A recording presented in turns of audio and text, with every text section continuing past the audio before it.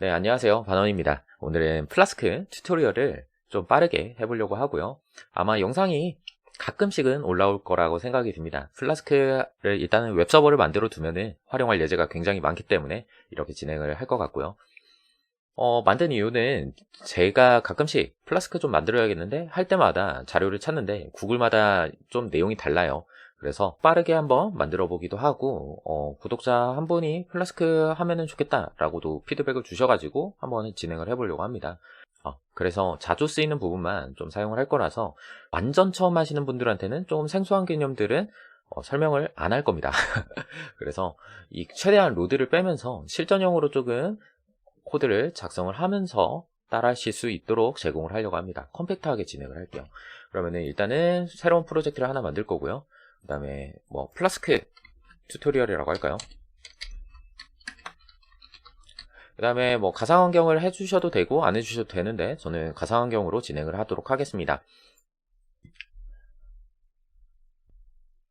그래서 오늘은 정말 간단하게 플라스크 구조에 대해서만 설치를 하고, 그리고 간단하게 파이썬의 딕셔너리 데이터, 그리고 자바스크립트에서 얘기하는 제이슨 데이터를 어떻게 템플릿 HTML까지 보내는지 그 예제까지만 따라해 보려고 합니다. 자, 먼저 파이썬 파일을 하나 만들게요. 파이썬 파일을 메인으로 해주셔도 되는데 플라스크 많이 호스트를 해주는 사이트들이 앱으로 보통 파이썬을 만들어 달라고 요청을 하기 때문에 앱으로 만들 거고요. 그 다음에 패키지를 설치를 할 겁니다. 터미널로 그냥 진행을 할게요. 그래서 오프닝 터미널 pip3 install 플라스크 이렇게 설치를 하겠습니다. 그래서 첫 번째 부분은 전부 다 끝났고요. 그 다음에 app.py를 이제 만들어야 되는데 플라스크 프레임워크는 마이크로 프레임워크라서 코드가 굉장히 간단해집니다. 그래서 여기 부분만 코드를 작성해 주시면 돼요. 여기 좀 줄이겠습니다. 그 다음에 여기 부분도 좀 줄이고요. 자, 이렇게 실질적으로 코드를 작성하는 부분은 플라스크를 참조하고 렌더 템플릿이라고 하는 부분을 좀 참조를 하겠습니다. 미리. 이거는 좀 이따가 HTML을 이어주는 역할을 할 거예요. 지금은 없어도 사실은 상관이 없습니다. 그 다음에 하나의 인스턴스인 앱이라고 하는 인스턴스를 하나 만들 거고요. 이렇게 만들어진 앱을 결국에는 가동을 할 겁니다. 이 app.run을 하게 되면은 서버가 가동을 하게 돼요. 이 디버거 툴은 없어도 되는 건데 하면은 좋은 점이 이 서버가 돌아가다가 수정사항이 있으면은 자동으로 반영이 돼가지고 다시 서버를 재가동시켜 줍니다. 그러니까 저희가 매번 런이라고 할 필요가 없게끔 되는 거죠. 근데 한번 이미 돌려놓고 내 수정사항은 일단은 아직은 반영을 하고 싶지 않다라고 하면은 디버거 트루가 없는 상태에서 해주셔야 되고요. 그 다음에 호스트나 포트나 내가 직접적으로 지정을 하고 싶다라고 하면은 이런 방식도 할 수 있겠습니다. 자, 그 다음에 이 앱을 할 때 보통 인터넷 주소 같은 경우에는 슬래시를 하고 이런 식으로 들어오게 되는데 이 경로에 대해서 적어주는 부분이 이 app.route를 하면서 함수를 이렇게 추가를 해주시면 됩니다. 처음 하시는 분들은 이게 무슨 느낌인지 전혀 모를 수도 있는데 여기 부분은 이제 영상을 따라 하시다 보면은 뭔지 몰라도 따라 하시다 보면은 느낌이 오실 거라고 생각이 듭니다. 자, 그러면은 이렇게 하고 실행을 한번 일단은 해보겠습니다. 그러면은 이제 서버가 뭔가 가동이 됩니다. 그 다음에 페이지 주소가 나오는데 클릭을 해보면은 지금 인덱스 HTML이 찾을 수 없다라는 이런 문구가 뜨게 됩니다. 인덱스 HTML을 만든 적이 없으니까요. 그래서 한번 만들어 보도록 하겠습니다. 프로젝트 폴더라고 합니다. 여기 부분은. 그래서 여기에다가 템플릿 폴더를 하나 만들어 보도록 하겠습니다. 네, 요즘 발음이 안 좋은데요. 요즘 목이 아파서 마스크를 많이 끼고 다니니까 좀 그런 것 같아요. 여기다가 index.html을 만들도록 하겠습니다. 즉 템플릿 폴더 생성 부분입니다.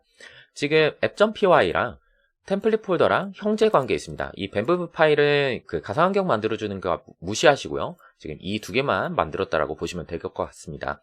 자, 플라스크에서는 템플릿 폴더에다 있는 인덱스 HTML을 인식을 합니다. 즉 우리가 프론트 단에서 보여줘야 될 HTML 파일은 이제 앞으로 여기에다가 다 모아둘 겁니다. 자동으로 인식을 합니다. 자, 그럼 여기에다가 간단하게 H1 태그라도 적겠습니다. 파이참에서도 다행히 대문 페이지 이게 언젠가 에디터를 갈아타야 된다라고 생각을 하는데 제가 모든 영상을 지금 파이참으로 하다 보니까 그리고 VS 코드를 하시는 분들은 환경 때문에 조금 어려워하시는 분들도 있더라고요. 그 부분에 대해서는 고민인데 좋은 아이디어 있으시면 얘기를 해주시면 감사하겠습니다. 자, 이렇게 저장을 하고요. 다시 한번 그냥 코드를 고치지도 않은 새로 다시 한번 접속을 해보겠습니다. 아까 여기 부분이요. 127.0.1점. 자, 그러면 대문 페이지라고 이렇게 뜨게 됩니다. 자, HTML이나 CSS를 아시는 분들이라면 이제 페이지 꾸밀 수 있겠죠. 뭐 고정 페이지, 정적 페이지는 이 정도만 배워도 구현을 할 수 있겠습니다.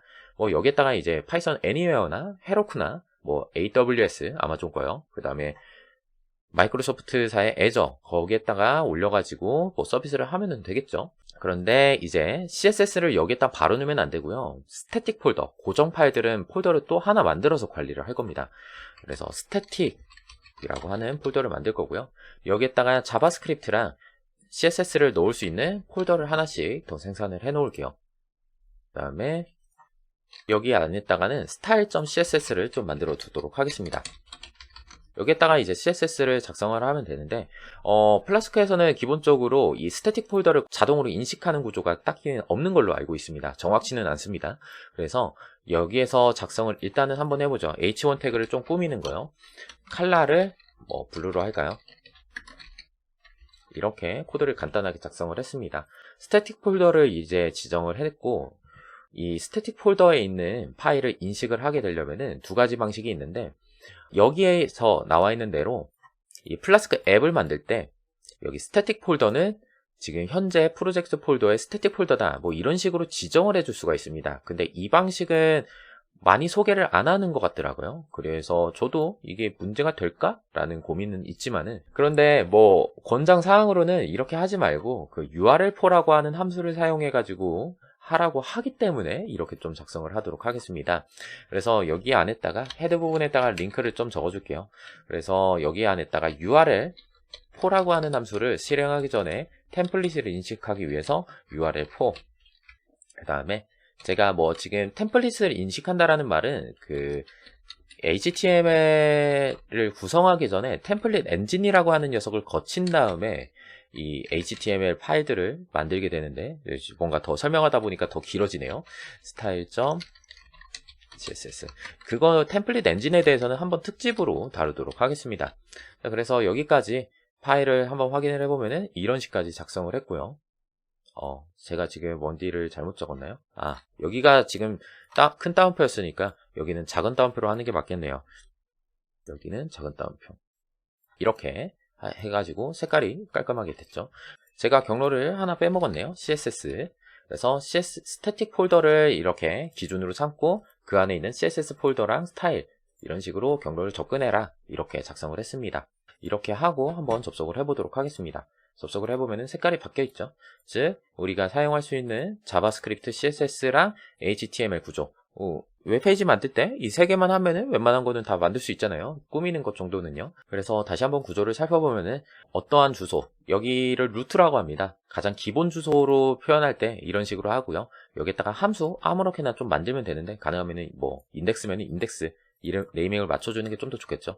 그 다음에 렌더 템플릿 이렇게 접속을 했을 때 어떤 페이지로 연결을 해줄 거다 이런 형태로 작성을 해주신다라고 보시면 될 것 같습니다. 일단은 구조에 대해서는 여기까지. 물론 이 URL4가 좀 짜증나실 분들도 계실 수도 있습니다. 그래서 나는 익숙한 프로젝트 폴더에서 스태틱 폴더 찾아가서 CSS, 스타일 CSS 이렇게 하겠다 라고 하면은 뭐 되기는 합니다. 자료고침 한번 해볼게요. 네, 되죠. 그런데 이렇게 작성했을 때 조금 문제가 발생할 수 있다라고도 합니다. 뭐 파이썬 애니웨어에서도 뭐 이렇게 해가지고 문제가 되지는 않았었거든요. 제가 테스트를 해봤을 때는.